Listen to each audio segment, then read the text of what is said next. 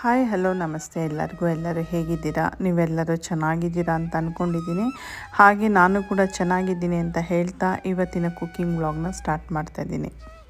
ನಾನಿವತ್ತು ಬೆಳ್ಳುಳ್ಳಿ ಚಟ್ನಿ ಮಾಡ್ತಾಯಿದ್ದೀನಿ.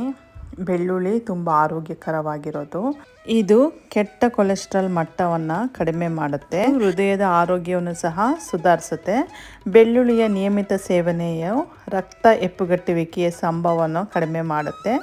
ಬೆಳ್ಳುಳ್ಳಿ ರಕ್ತದೊತ್ತಡವನ್ನು ಸಹ ಕಡಿಮೆ ಮಾಡುತ್ತೆ, ಅಂದರೆ BP ಕೂಡ ಕಡಿಮೆ ಮಾಡುತ್ತೆ.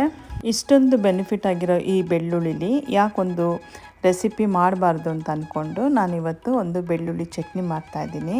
ಬನ್ನಿ ಇದು ಹೇಗೆ ಮಾಡೋದು ಅಂತ ಒಂದ್ಸಲ ಎಲ್ಲ ನೋಡ್ಕೊಂಡು ಬರೋಣ. ಈ ಬೆಳ್ಳುಳ್ಳಿ ಚಟ್ನಿ ಮಾಡೋ ವಿಧಾನನ ನೋಡೋದಕ್ಕಿಂತ ಮುಂಚೆ ನಾನು ನನ್ನ ಮಕ್ಕಳಿಗೆ ಶಾರ್ಜಾಗೆ ಹೋಗೋಕ್ಕೆ ಏನೇನು ಅಡುಗೆ ಮಾಡಿ ಕಳಿಸ್ತೆ ಅಂತ ನಿಮ್ಮ ಹತ್ರ ಶೇರ್ ಮಾಡ್ತಾಯಿದ್ದೀನಿ. ಫಸ್ಟು ಜಿಂಜರ್ ಚಟ್ನಿ ಮಾಡಿದ್ದೆ, ನಂತರ ಟೊಮೊಟೊ ತೊಕ್ಕು ಮಾಡಿದ್ದೆ, ಅದಾದ ನಂತರ ಡ್ರೈ ಫ್ರೂಟ್ಸು ಲಡ್ಡು ಅಥವಾ ಉಂಡೆ ಮಾಡಿದ್ದೆ, ನಂತರ ಬಿಸ್ಕೆಟ್ ಮಾಡಿದ್ದೆ, ಅದಾದಮೇಲೆ ಮಿಕ್ಸ್ಡು ಮೊಳಕೆ ಕಾಳು ಸಾರು ಕೂಡ ಮಾಡಿ ಕಳಿಸ್ದೆ.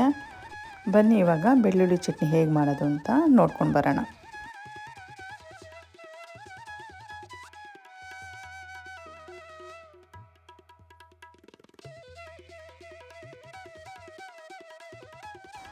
ನಾನಿಲ್ಲಿ ಸ್ಟವ್ ಮೇಲೆ ಒಂದು ಬಾಣಲಿ ಇಟ್ಕೊಂಡಿದ್ದೀನಿ. ಆ ಬಾಣಲಿಗೆ ಎಣ್ಣೆ ಹಾಕ್ಕೊಳ್ತಾ ಇದ್ದೀನಿ.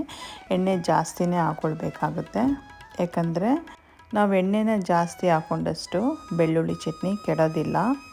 ಎಣ್ಣೆ ಕಾದ ನಂತರ ನಾನಿಲ್ಲಿ ನೋಡಿ ಒಂದು ಬೌಲಲ್ಲಿ ಸುಮಾರು 3/4 ಭಾಗದಷ್ಟು ಬೆಳ್ಳುಳ್ಳಿನ ನಾನು ಬಿಡಿಸಿ ಅದನ್ನ ಇವಾಗ ಎಣ್ಣೆಗೆ ಹಾಕ್ಕೊಳ್ತಾ ಇದ್ದೀನಿ. ಸುಮಾರು ನಾನೊಂದು 5-6 ಗೆಡ್ಡೆ ಆದ್ರೂ ಬೆಳ್ಳುಳ್ಳಿನ ಬಿಡಿಸಿ ಹಾಕ್ಕೊಂಡಿರೋದು. ಇವಾಗ ಅದನ್ನ ಎಣ್ಣೆಯಲ್ಲಿ ಹುರ್ಕೊಳ್ತಾ ಇದ್ದೀನಿ, ಫ್ರೈ ಮಾಡ್ಕೊಳ್ತಾ ಇದ್ದೀನಿ. ಗೋಲ್ಡನ್ ಬ್ರೌನ್ ಆಗಬೇಕು, ತುಂಬ ಸೀದಿಸ್ಬಾರ್ದು.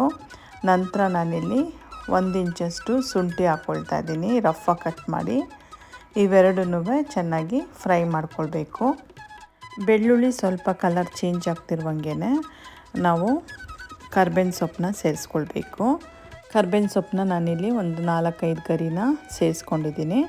ಇವಾಗ ಇದೆಲ್ಲನೂ ಚೆನ್ನಾಗಿ ಹುರ್ಕೊಳ್ಬೇಕು. ಇದಾದ ನಂತರ ನಾನಿಲ್ಲಿ ಹುಣಸೆ ಹಣ್ಣು, ಒಂದು ನಿಂಬೆ ಹಣ್ಣಿನ ಗಾತ್ರದಷ್ಟು ಹುಣಸೆ ಹಣ್ಣನ್ನ ಸೇರಿಸ್ಕೊಳ್ತಾ ಇದ್ದೀನಿ. ಹುಣಸೆ ಹಣ್ಣನ್ನ ಚೆನ್ನಾಗಿ ತೊಳೆದಿಟ್ಕೊಂಡಿದ್ದೆ, ಅದನ್ನ ಇವಾಗ ಸೇರಿಸ್ಕೊಂಡಿದ್ದೀನಿ. ಅದಾದ ನಂತರ ಜೀರಿಗೆ ಸೇರಿಸ್ಕೊಳ್ತಾ ಇದ್ದೀನಿ. ಜೀರಿಗೆ 2 ಟೇಬಲ್ ಸ್ಪೂನಷ್ಟು ಜೀರಿಗೆ ಹಾಕ್ಕೊಂಡಿದ್ದೀನಿ. ಇವೆಲ್ಲನೂ ಇವಾಗ ಚೆನ್ನಾಗಿ ಹುರ್ಕೊಳ್ಬೇಕು.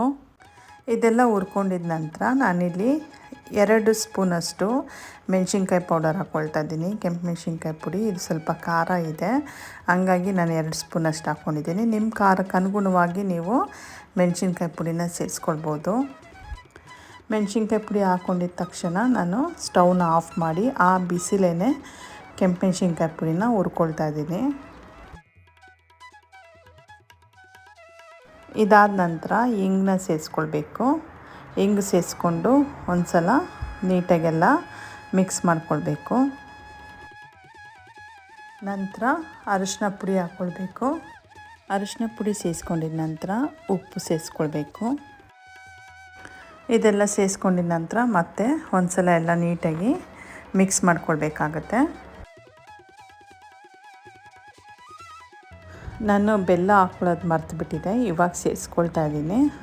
ಬೆಲ್ಲ ಹಾಕ್ಕೊಂಡಿದ ನಂತರ ಒಂದು ಸಲ ಎಲ್ಲ ನೀಟಾಗಿ ಮಿಕ್ಸ್ ಮಾಡಿ ತಣ್ಣಗಾರಕ್ಕೆ ಬಿಟ್ಟು ಮಿಕ್ಸಿ ಜಾರಲ್ಲಿ ನಾವು ಇದನ್ನ ಪೇಸ್ಟ್ ಮಾಡ್ಕೊಳ್ಬೇಕು. ಒಂದು ಸಲ ಮಿಕ್ಸಿ ಜಾರಿಗೆ ಹಾಕ್ಕೊಂಡೆಲ್ಲನೂ ರುಬ್ಕೊಂಡ್ರೆ ಬೆಳ್ಳುಳ್ಳಿ ಚಟ್ನಿ ರೆಡಿ ಆಯಿತು. ನೋಡಿ, ಇದಿಷ್ಟೇ ಬೆಳ್ಳುಳ್ಳಿ ಚಟ್ನಿ ಮಾಡೋದು. ತುಂಬ ಈಸಿ, ಸಿಂಪಲ್ಲು ಮತ್ತು ಬೇಗ ಕೂಡ ಆಗುತ್ತೆ. ಈ ಬೆಳ್ಳುಳ್ಳಿ ಚಟ್ನಿ ಮಾಡುವಾಗ ಒಂದಿಷ್ಟು ನೀರನ್ನ ಸೇರಿಸ್ಕೊಳ್ಬಾರ್ದು, ಹಾಗೆ ಮಾಡಬೇಕು. ಬರೀ ಎಣ್ಣೆಲೇ ರುಬ್ಕೋಬೇಕಿದ್ನ. ನೀರೇನಾದ್ರು ಸೋಗಿಸಿದ್ರೆ ಬೆಳ್ಳುಳ್ಳಿ ಚಟ್ನಿ ಹಾಳಾಗುತ್ತೆ. ಈ ಬೆಳ್ಳುಳ್ಳಿ ಚಟ್ನಿ ಫ್ರಿಜ್ಜಲ್ಲಿ ಇಟ್ಕೊಂಡ್ರೆ ಸುಮಾರು ಒಂದು 5-6 ತಿಂಗಳು ನಾವು ಬಳಸ್ಕೋಬೋದು. ಈ ಬೆಳ್ಳುಳ್ಳಿ ಚಟ್ನಿ ಇಡ್ಲಿ, ದೋಸೆ, ಚಪಾತಿ ಅನ್ನಕ್ಕೂ ಕೂಡ ತುಂಬ ಚೆನ್ನಾಗಿರುತ್ತೆ. ನೀವು ಒಂದು ಸಲ ಟ್ರೈ ಮಾಡಿ ಮತ್ತು ಹೇಗೆ ಬಂತು ಅಂತ ಪ್ಲೀಸ್ ಕಮೆಂಟಲ್ಲಿ ಹೇಳಿ. ನೋಡಿದ್ರಲ್ಲ, ಹಾಗಾದರೆ ಈ ಬೆಳ್ಳುಳ್ಳಿ ಚಟ್ನಿ ಮಾಡೋ ವಿಧಾನ ಯಾವ ಥರ ಅಂತ. ನಿಮ್ಗೆ ಈ ರೆಸಿಪಿ ಇಷ್ಟ ಆದರೆ ಪ್ಲೀಸ್ ನನ್ನ ಚಾನೆಲ್ನ ಸಬ್ಸ್ಕ್ರೈಬ್ ಮಾಡಿ ಮತ್ತು ನನ್ನ ಸಪೋರ್ಟ್ ಮಾಡಿ. ಮತ್ತು ಬೆಲ್ ಐಕನ್ನ ಪ್ರೆಸ್ ಮಾಡೋದು ಮರಿಬೇಡಿ, ಆವಾಗ ನಾನು ಯಾವುದೇ ವಿಡಿಯೋ ಹಾಕಿದ್ರು ಫಸ್ಟ್ ನೋಟಿಫಿಕೇಷನ್ ನಿಮಗೆ ಬರುತ್ತೆ. ಮತ್ತು ಈ ವಿಡಿಯೋಗೊಂದು ಪ್ಲೀಸ್ ಲೈಕ್ ಕೊಡೋದಂತೂ ಮರಿಬೇಡಿ. ಈ ವಿಡಿಯೋ ಫುಲ್ಲಾಗಿ ನೋಡಿದ್ದಕ್ಕಾಗಿ thank you and God bless you.